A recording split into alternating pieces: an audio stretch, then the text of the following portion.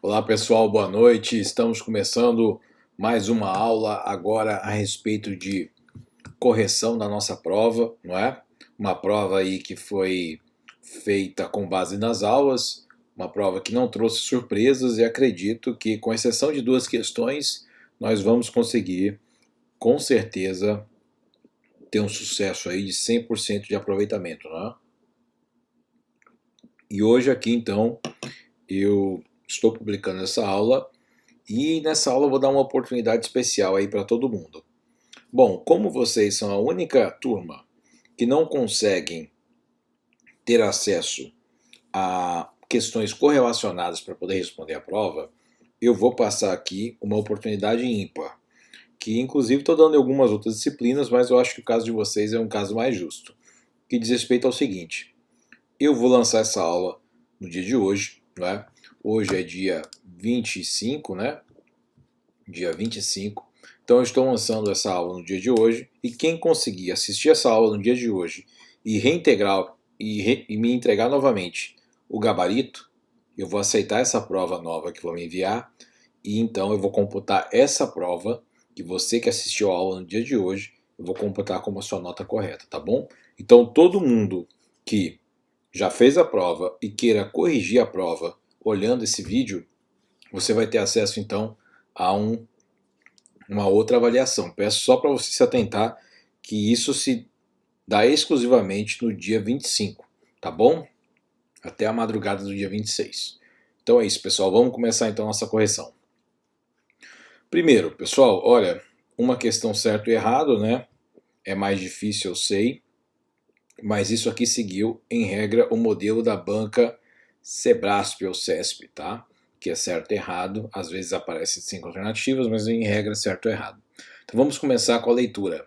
O sistema jurídico brasileiro é formado por um conjunto de instrumentos normativos, estando em seu ápice a Constituição da República Federativa do Brasil, de 88, a qual irradia efeitos por todo o ordenamento jurídico, não é? Bom, gente, isso aqui diz respeito a uma ideia já consolidada no direito, uma ideia tradicionalizada, que diz respeito ao sistema piramidal proposto por Kelsen, em que a norma, fundamento de validade do ordenamento jurídico, passa a ser a Constituição, e com base na Constituição, seguindo os ditames da Constituição, são elaboradas as leis infraconstitucionais e depois os atos infralegais. Tá certo? Então, obviamente que a questão é certo, tá? Vamos marcar então aqui a questão certo. Tá aqui. Certo, é correto. Questão 2. É possível e legítimo que o Poder Executivo prepondere sobre os demais poderes, legislativo e judiciário, pois este detém sobre seu controle as Forças Armadas. O Presidente da República é o chefe maior das Forças Armadas do Brasil. Gente, você vê que eu estou tentando correlacionar aqui questões de teoria do Estado, sistema político brasileiro, então, tudo aquilo que eu coloquei na sala de aula e mais o bom senso de vocês, de ler jornal, de se informar, de procurar vídeos, etc, etc, vocês sabem o que eu quero dizer aqui. Bom, existe uma polêmica sobre as Forças Armadas enquanto poder moderador no sistema brasileiro atual. Inclusive uma doutrina minoritária, encabeçada pelo professor Ives Granda, que foi um antigo ministro do STF, ele se colocou a favor dessa postura das Forças Armadas como um poder moderador. Mas é uma posição minoritária. O fato é o seguinte, gente. As Forças Armadas têm como seu representante maior, estabelecido constitucionalmente, o chefe do Poder Executivo, o Presidente da República. Executivo Federal, tá bom? Que representa a União, que representa todo o Estado brasileiro. Então, no caso, o Presidente da República é o chefe maior das Forças Armadas. Porém, ele detém um conjunto de condutas que, se ele sair daquela esfera de conduta, ele incorre no crime de responsabilidade. Então, naturalmente, ele não pode utilizar as Forças Armadas para fazer com que suas decisões no âmbito do Executivo preponderem sobre os demais. Agora, claro que os outros poderes também não podem extravasar sua esfera de atuação. Isso é uma questão de separação de poderes, isso é uma questão dos mecanismos de freios e contrapesos estabelecidos constitucionalmente e aplicados por meio do sistema político brasileiro, tá bom? Caso um poder resolva, digamos assim, flutuar sobre os demais, naturalmente isso vai ocasionar reveses e reações dos demais poderes, as demais elites irão se unir, irão fazer com que aquele outro poder diminua a sua influência. Caso não seja possível que um desses poderes diminua sua influência, significa então, portanto, que nós teremos um regime autoritário e não mais um regime com separação de poderes, não mais um regime talvez democrático, tá certo? Aí as Forças Armadas, nesse caso concreto, ninguém sabe ao certo de quem elas ficariam ao lado, né? Qual seria o apoio das Forças Armadas, mas o fato é que as Forças Armadas, a tendência é que elas não se politizem e fiquem isentas, porém, naturalmente, quem detém o poder bélico no Estado detém um poder ainda que tácito, né? A questão é o desempenho, o exercício desse poder é que tende a ser retraído, né, por uma questão de pacto de representação política que elege aí os congressistas, que fazem com que os juízes passem nas provas, os promotores, etc. Então, é um conjunto de pactos sociais que formam um grande pacto de representação dos eleitores do Brasil, e nos outros demais países segue a mesma lógica, tá bom? Então aqui, gente, é possível e legítimo que o executivo prepondere? Claro que não, né? Vamos marcar aqui então, tá bom? Errado. 3. As grandes tradições jurídicas que influenciam a formação do sistema jurídico brasileiro são a anglo-saxã e a romano-germânica. Gente, correto, tá? No sistema atual brasileiro, o sistema romano-germânico, nós já tínhamos esse sistema pela nossa própria tradição portuguesa, né? É o sistema continental. Nós herdamos esse sistema de Portugal e esse sistema foi aprimorado por meio da crescente influência das posições jurisprudenciais na formação da compreensão daquilo que é direito aplicado no Brasil ou não. Então, as posições jurisprudenciais, os precedentes atingem maior grau de influência no sistema brasileiro, diminuindo o sistema romano-germânico, mas hoje alguns autores, inclusive a maioria, entendem que nós seguimos um modelo misto, meio anglo-saxão, meio romano-germânico. Há uma influência das codificações do direito, estabelecimento de leis positivas, formais, e ao mesmo tempo há uma valorização crescente dos precedentes como meio de operacionalizar esse grande arcabouço judiciário, jurídico normativo, né, de composição de conflitos, né, por meio da jurisdição estatal. Então a correto é certo aqui, tá bom? Essa é a alternativa correta. Questão número 4 agora, gente. Vamos lá. 4. O sistema democrático vigente no Brasil depende, para sua existência, da manutenção da harmonia entre os poderes da República Federativa, o que se faz por meio das previsões normativas que constam da Constituição de 88. A teoria da separação de poderes, funções estatais, de Montesquieu, é a doutrina principal do ponto de vista histórico, a qual em base inspira tal modelo. Gente, isso aqui está correto. Eu conversei com vocês a respeito da teoria de separação de poderes de Montesquieu, lembrando que ele não tirou isso da cartola dele nem do bolso, né?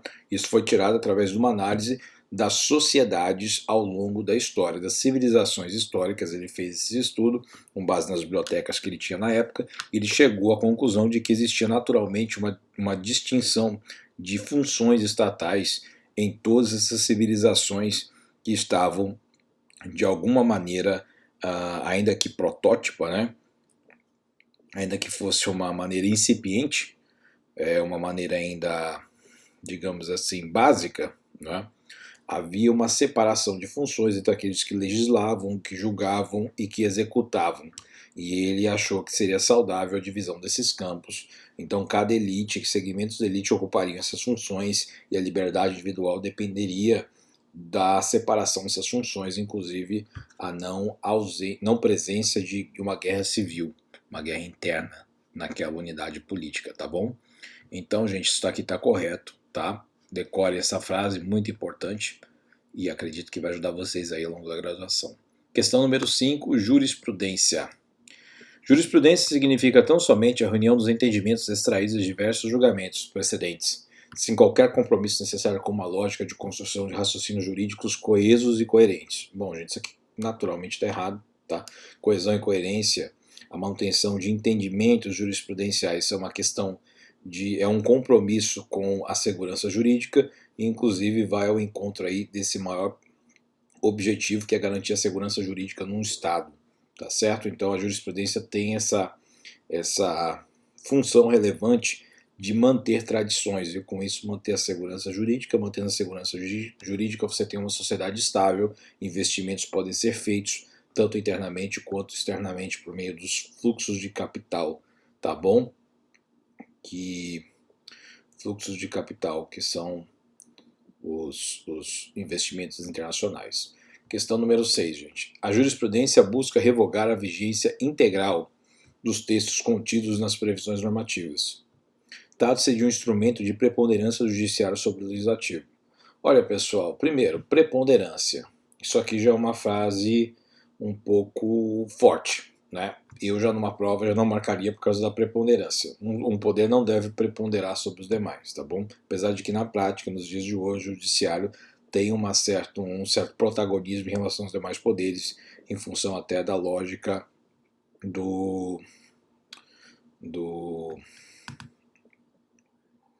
da lógica de uma constituição analítica que nós temos, uma constituição que regula diversos aspectos da vida social. E revogar também é uma palavra que não existe, né? Nesse sentido de revogar, jurisprudência não revoga a lei, não revoga a previsão normativa, tá bom? Às vezes afasta a aplicação, é verdade, mas revogar não é uma palavra correta. Então isso aqui está errado, tá bom? 6 está errado. 7. O STF tem por função principal a interpretação última da Constituição da República Federativa do Brasil, sendo denominado como guardião da Constituição. Correto, gente, essa frase aqui, como já disse para vocês numa aula, é do Carl Schmitt, né, que é um alemão bastante conhecido, um constitucionalista, um estudioso do sistema político. Em alemão, essa frase é o Der Hüter der Verfassung, o guardião da Constituição, né? Hüter. Então é isso, gente. O STF tem justamente essa função de dar a última palavra sobre o que é constitucional ou não é. Por isso que há todo esse glamour em torno dessa função, né? Que atrai diversas carreiras no âmbito das tradições aí do direito brasileiro. Questão número 8, gente.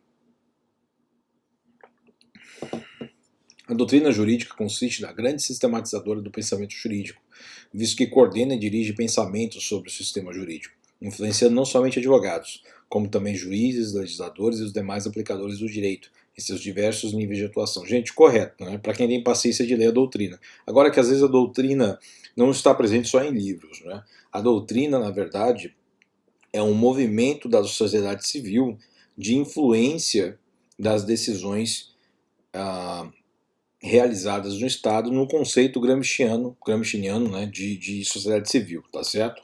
Então, na verdade, seria uma maneira de a sociedade civil dialogar com a construção das leis que serão impostas a ela mesma, né? A própria sociedade civil. E, no caso, lembrando que a doutrina, juristas são doutrinadores, advogados, né? Juristas são doutrinadores, juristas, juízes são doutrinadores também. Os diversos aplicadores, atores de aplicação do direito, podem vir a se tornar doutrinadores, mas normalmente são pessoas, grupos, né, por exemplo, o IBDFAN, grupos que se organizam em torno de matérias e são estudiosos, experts nessas matérias, né, especialistas. E aí, passo a passo, de acordo com a abolição, eles criam comentários, pensamentos sobre determinados conjuntos de ideias jurídicas, e esses pensamentos tendem a influenciar os julgadores, porque são, na verdade, pensamentos racionais, né? Tá certo? Então são mecanismos de influência na construção daquilo que se entende pelo direito em determinada matéria, né? Em determinado aspecto da vida social. Então tá certo essa questão. Questão número 9, agora estamos indo para o fim, tá, gente? A doutrina jurídica é vinculativa para os tribunais, sendo seus preceitos de observância obrigatória para os diversos intérpretes do direito. Gente, isso aqui está errado, tá? A doutrina não é vinculativa. O que é vinculativo são os precedentes obrigatórios, que são, em regra, as jurisprudências vinculativas ou jurisprudências súmulas vinculantes, né? Então, e também os precedentes que são construídos no âmbito do STF, STJ, TST, TSE, as cortes superiores do Brasil, tá bom? Então a doutrina jurídica não é vinculativa, mas ela inspira muitas alterações legislativas e muitas construções jurisprudenciais, sem dúvida, porém não de caráter vinculativo. Isso é uma das maiores frustrações das pessoas que pensam o direito, porém não são os aplicadores autênticos da lei, como são os magistrados. É necessário para que uma sociedade seja bem construída, bem coesa, que seja uma sociedade inteligente, que os magistrados, os promotores, os procuradores, os aplicadores, até os delegados, inclusive, que eles leiam os doutrinadores e passem a aplicar aqueles pensamentos, são os pensamentos mais sublimes do direito, tá? Então, uma sociedade burra, uma sociedade fraca, uma sociedade que destoa da intenção da norma, é uma sociedade que se distancia da doutrina, tá bom? Então, é uma questão de um Estado democrático. Um Estado democrático se baseia na racionalidade, a racionalidade é construída através de pensadores. Os pensadores estão na doutrina. Então não existe maneira de um sistema judicial que não converse com a doutrina, mas a doutrina, infelizmente, deve ser convencida e não imposta. Pessoal, questão número 10, nossa última questão, 15 minutos de aula, vamos terminar agora, tá bom? Da concepção do direito moderno derivam preceitos jurídicos que não necessariamente encampam teses religiosas sobre como viver, conviver e se portar. Assim pode-se dizer que o campo da religião, seja qual ele for, e do direito não necessariamente são coincidentes, mas podem ocasionalmente se confundir ou entrelaçarem-se em um casamento sempre passível de divórcio. Pessoal, certo, tá bom? Bom, o que as pessoas veem nas igrejas não necessariamente é o direito positivo, tá? Ali, normalmente, os preceitos nas igrejas e fora das igrejas também, em grupos de cultos, né, religiosos de uma maneira geral, não é só o culto protestante, o culto católico, o culto cristão, mas também os outros cultos que são não cristãos, o culto muçulmano, o culto judeu, o culto da Umbanda, por exemplo. Aí por aí vai, segundo as religiões existentes, os cultos indígenas. Não necessariamente eles estão coesos com o direito, tá bom? Então, às vezes eles se confundem, às vezes não. Isso é uma questão de opção do legislador, tá bom, pessoal? Então é isso. Bom, vamos terminar a aula agora. Esse é o gabarito, tá bom? Então ficou assim, vamos lá. Certo, errado, certo, certo, errado, errado, certo, certo, errado, certo. Tá bom, pessoal? Olha, foi muito legal estar com vocês esse período. Excelente aí, o interesse de vocês está bem grande. Eu noto que no decorrer da faculdade, por algum motivo, que eu acho que cada um cabe responder, né? Cabe a cada um responder essa situação, há um certo crescente o empenho cada vez menor, gradativamente cada vez menor, ao ponto das pessoas estarem esgotadas no final da faculdade. Eu acho que esse movimento vocês têm que repensar isso, tá? Vocês estão entrando na faculdade agora, não desanimem, continuem do jeito que vocês estão agora. Essa é uma turma extremamente empenhada. Eu sei que tem gente que está passando por dificuldade, que não pôde estudar da maneira que deveria, né, nesse semestre, mas é possível vocês correrem atrás dessas dificuldades, tá? Vocês estão muito no começo, nada do que vocês deixaram de aprender vai vincular vocês na faculdade nesse momento, mas é necessário que vocês corram e estejam à frente aí do seu período, tá bom? Vocês têm que sempre estar estudando coisas além do seu período e não estando atrasados, tá certo, pessoal? Foi muito legal estar com vocês, espero que eu tenha cooperado aí na cultura jurídica que vocês estão iniciando. Não desanimem, nosso curso ele é um curso difícil, às vezes as pessoas têm bastante dificuldade, o retorno financeiro ele em regra, ele acontece naturalmente, tá? Basta que vocês estudem muito e estudem de uma maneira correta, tá bom? Não percam tempo, vão atrás de um conhecimento mais abrangente, se tornem seres humanos mais inteligentes e tentem influenciar a sociedade amazonense que precisa muito de vocês, uma sociedade extremamente carente que necessita de uma ajuda de pessoas que pensem e ajam, né? Só pensar também não muda nada, tá bom? Muito legal estar com vocês. Vocês sabem que o acesso a minha pessoa, né, em termos de atenção, vocês têm pleno. Basta aí me escrever uma mensagem. Tem o meu e-mail que apareceu aí no começo. Vocês fiquem à vontade para entrar em contato. Tem o meu site também, tá bom? A gente tira dúvidas. Fiquem à vontade. Um abraço a todos, sucesso e até o próximo período. Tchau, tchau.